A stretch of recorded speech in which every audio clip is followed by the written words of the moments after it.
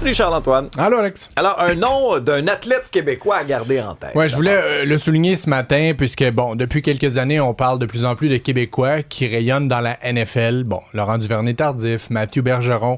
Mais celui qui risque de devenir le plus grand Québécois de tous les temps dans la NFL, et là, je mets littéralement la charrue devant les bœufs puisqu'il est encore tout jeune, s'appelle David Gabriel Georges. Okay. Il est de Terrebonne.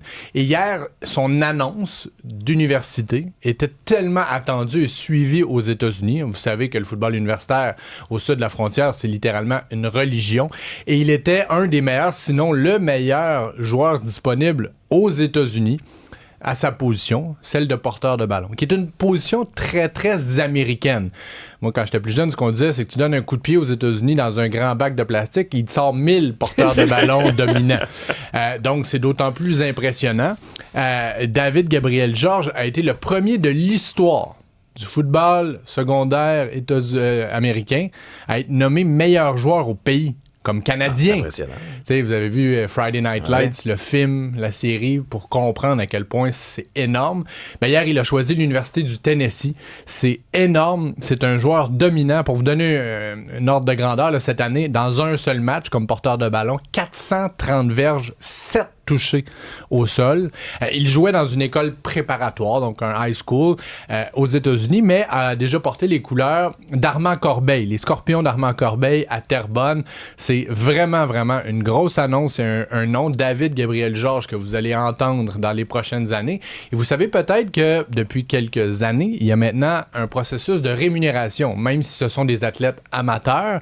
Il y a tellement eu de démarches judiciaires et légales, parce que la NCAA, c'est une machine à pomper de l'argent. Les droits télé, la vente de produits dérivés. Et pendant des décennies et des décennies, les joueurs n'en bénéficiaient pas parce que c'était des athlètes amateurs. Mais là, maintenant, il y a un processus, je le soulignais, qui s'appelle le NIL, pour récompenser le nom, l'image et le likeness. Donc, le nom, l'image et le fait d'utiliser le profil d'un joueur pour faire de l'argent. Ça peut représenter à peu près combien? Pour lui, parce que c'est un des joueurs les plus convoités, il va faire, imaginez, là, comme étudiant athlète, il va faire $1 million par année. Es-tu sérieux? Il y a beaucoup de joueurs, on pense notamment au hockey, c'est un enjeu pour la LHJMQ. Il y a de plus en plus de Québécois qui décident d'aller dans la NCAA. C'est pas des millions de dollars au hockey, mais il y a quand même tout ce parallèle-là, ce paradoxe-là où est-ce que tu peux être rémunéré pour étudier et très, très bien rémunéré tout en complétant ton sport. Nous autres, on sort avec des dettes d'études. Non, mais c'est ça.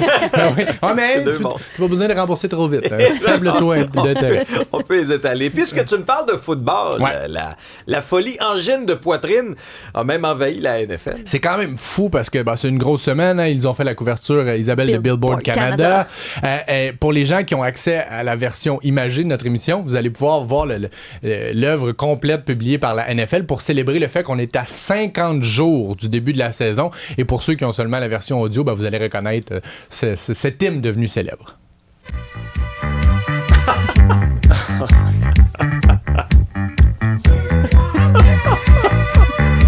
La vidéo était écœurante. On voit tout le monde danser là-dessus, c'est malade. Les célébrations, les gestes des joueurs, des entraîneurs synchronisés avec les différentes notes. C'est énorme parce que la NFL, c'est une machine marketing hors pair qu'on décide de choisir une chanson québécoise. Oui. C'est la consécration pour leur gérant, Sébastien. Oui, mais imagine quelqu'un dans l'équipe qui s'appelle Sébastien, tu te sens tellement choisi. Là. Oui, l'élu. Oui. Mais t'as peut-être vu, Isabelle, là, il commence à y avoir des théories du complot. Évidemment, il y a une analyse approfondie de tout ça parce que la NFL fait rien pour rien.